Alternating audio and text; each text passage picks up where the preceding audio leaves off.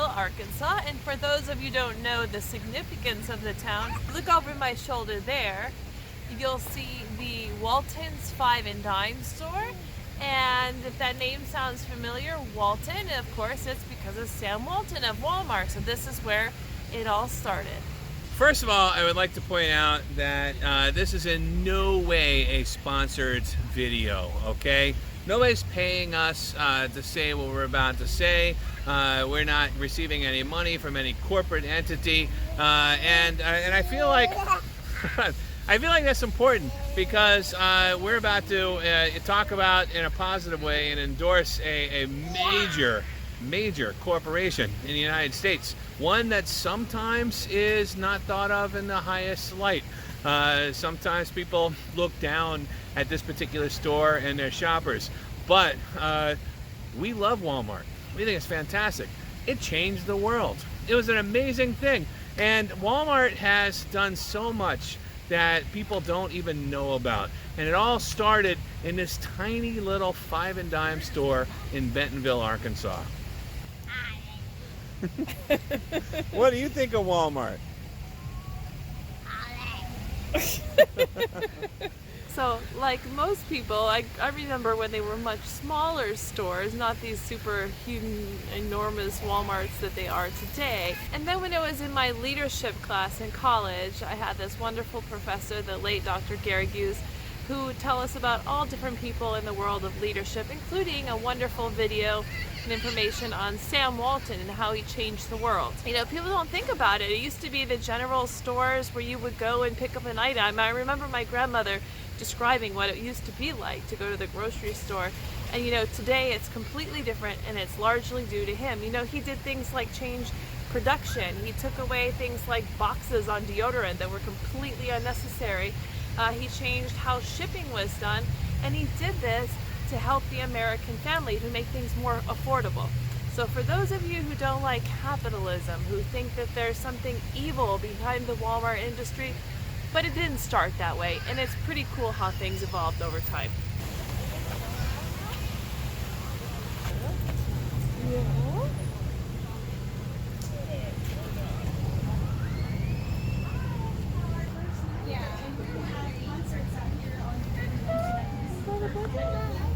I don't remember it being free. That's cool. Yeah, it's of course it's been free.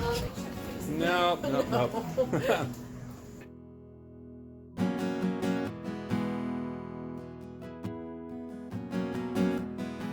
Born into the rural town of Kingfisher in Oklahoma in 1918. They grew up during the Great Depression, so that might explain a little bit about their ideas to make things more affordable for families. Yep, okay. Let's go.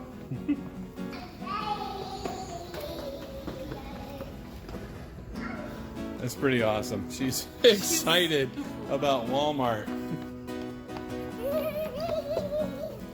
One newspaper proclaims that the cost of living goes down in Claremont, Oklahoma, because they were opening up a Walmart.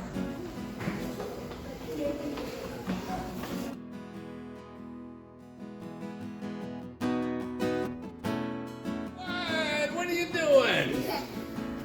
What are you doing in there? This board talks about some famous returns of Walmart. You know, Walmart has a great return policy. We all know that.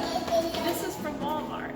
It broke, unfortunately, and I'll be returning it in the next few days and getting something nicer from them that they'll return. But sometimes it's not so cut and dry. It's a simple strap on a backpack.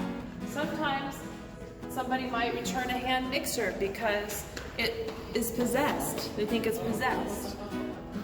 Somebody might say that they couldn't serve well with their tennis racket they bought. Some might argue that they couldn't catch any fish on their fishing pole. And you know, the thing is, they thought, well, those could be all true things. The customer felt that way, and the customer is always right. So one of the things that we all take for granted now is they started the store brand. They would cut costs to the consumer by creating their own version of labeled or branded merchandise, like this stuff. So it was around the 1990s that Walmart started to expand, and it said that they expanded to Argentina, to China, to Mexico. And I want to bring this to attention because in 2007 I went to Argentina, and I remember having this conversation with fellow students at the university about Walmart and their understanding about Walmart and capitalism and how things work. And their impression is that Walmart is a bad thing. But not at all. And when I explained the history of Walmart and how it came about, and the fact that you don't have to go to the carniceria, the butcher and the baker and all these people, that you have your one-stop shopping at an affordable price and you're saving all this time in your family, they understood it. It was really cool. This reminds me, we just got back from Cuba, and the comparison of shopping in a place like that, a communist country versus a capitalist country like we have, is just a stark contrast. You know, when we were in Cuba, you walk into a store and they had very few things on the shelves, and you had to ask for each one. You had to sign for everything that you bought. Here in the United States, of course, thanks in part to companies like this, we have this incredible abundance. So, baby, what do you like most about Walmart these days?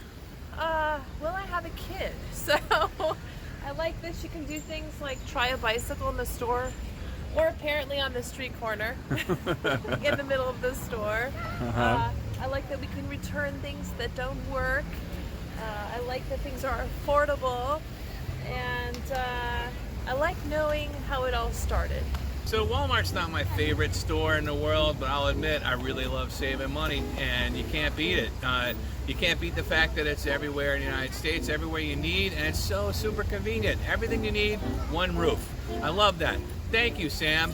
Thank you, everybody else at Walmart, for making that possible. This has been another episode of Sarah and Brian.